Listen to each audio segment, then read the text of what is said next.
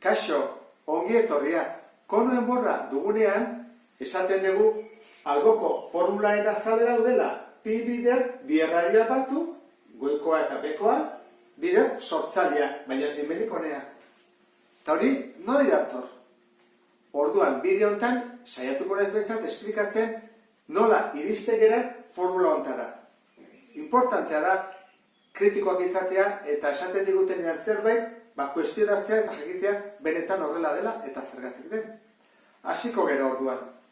Nik badi badut konen borra, sortzailea, ikusten dezuten bezala, izango litzake horrelako bat, ezta?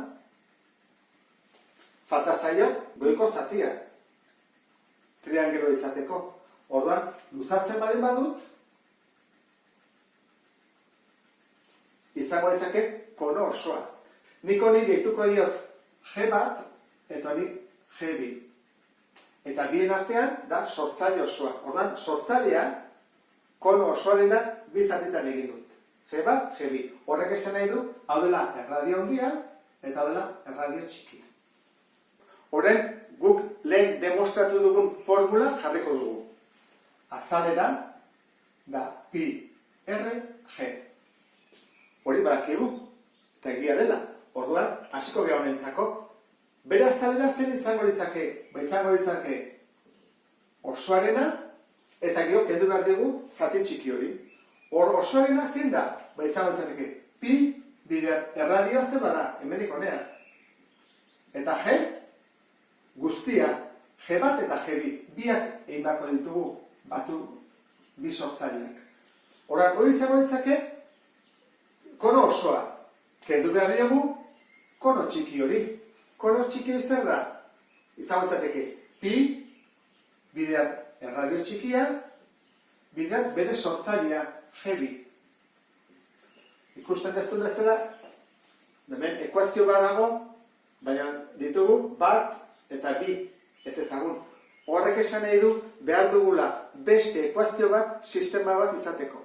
Bigarren ekuazioarentzat talesien formula erabil dezakegu. Ikusten dezun bezala, triangelu bat dago, bat bestearen barruan. Beraz, proportzionalak dira. Egin dezakeguna da. Adibidez, R txikia, zatiare handia,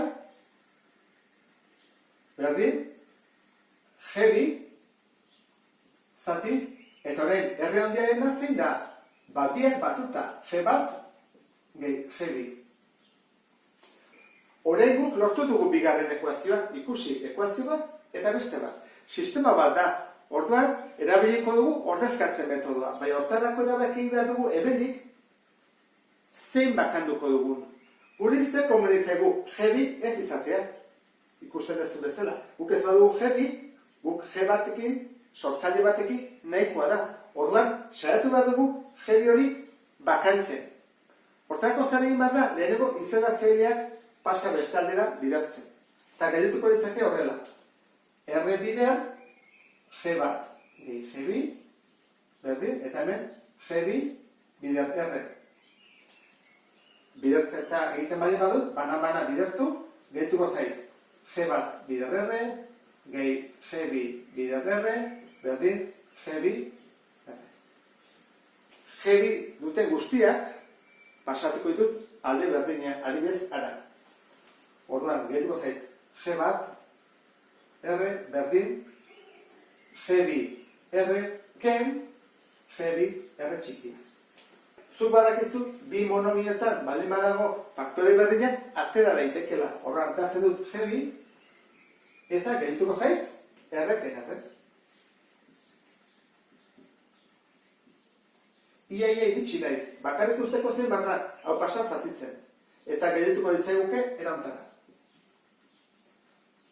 G bat, bider R, zati, eta hau, R-ken R, berdin, G bi. Lortu dugu G bi isolatzea. Orain, ordezkatu egin behar dugu. G bi dagoen lekuan jarriko dugu hau. Hau jarriko dugu hemen, eta hemen. Eta hori simplifikatibo dugu. A, berdin, pi, bider R, bider G bat, orain, G bi ez dut jarriko dut, bere ordez, G bat R, zati, R, ken R, ken, pi, bider, R, bider, G biren ordez jarriko dut hau. G bat, R, zati, R, ken R, parentesi artean. Orain, parentesi hontako batukete egingo dut, A berdin, pi bider R, izaratzaile komuna jarri behar dut, hau zerkin bidertu dut, R-ken R-kin, horren goikoa ere bai, G bat bidertu behar dut, R txikiakin eta R handiarekin. Hemendik aurrean, G bat jarri beharrean jarriko dut G. Zertarako, simpleago izateko, ateako dugun G, hori izango da G bat. Ez jartzeko beste bat. Orduan, G bider R, GR, G bider R txikia, GR txikia, eta gero dugu hemen gehi GR.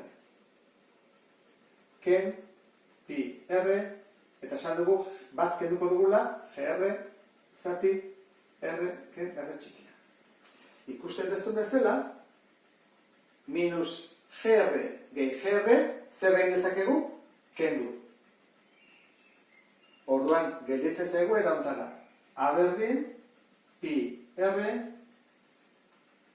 G, R handia, zati, R, ken R, ken, pi, R, GR, zati, R, ken R. Urreko pausa, hemen goian egingo dut, sartuko ditut R handia eta R txikia, parentesi barruan bidertzen. Orduan geldituko litzake. A berdin, pi, eta parentesi artean, R bidertzen baldin badut, gelditzen da R berbi, eta behan R ken R, eta gero hemen ken, pi, G, R txikia, berbi, zati, R ken R. Urrego pausurako kenketa bat dugunez eta bietan pi dagoenez bidertzen, faktore komuna eta dezakegu. Izango ditzake pi, aurrean hau, G, R berbi, zati, R ken R, ken, G, R txikia berbi, zati, R ken R. Bi zatikiek izendatzele berdina dute, orduan jarri daiteke bientzako izendatzele bera. R ken R, eta goikoa ez aldatzen.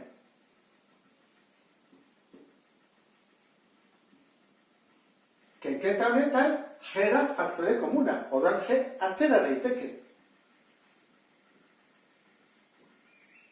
G ateratzen dut, eta barruan gelditzen da.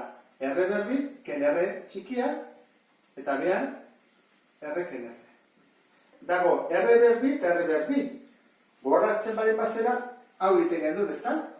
Bali badia berbi biak, horrela. Hau da egingo duguna.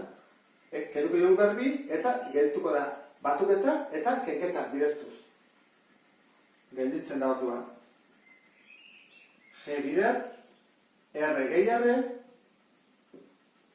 R ken R, zati, R ken R. Horren zer ikusten duzu? Hemen R ken R dagoela, eta hemen ere bai, kendu daitezke, hortarako gogoratu zaitez jartzen dut parentesia, horren bidertzen ari da, horren bai kendu ezakegula. Eta zer gelditzen zaigu? Gelditzen zaigu A, berdin, pi, hemen parentesi banago, G, gero dago hemen, R, gehi R, parentesi, parentesi. Parentesi hau beharrezkoa da ez, kendu daiteke.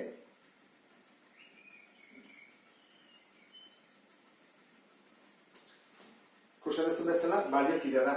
Pi, bider, bi, erradioak batu, bider G. Eta erantara demostratzen dugu. Interesantea izan zaizulakoan, beste bat arte, agur.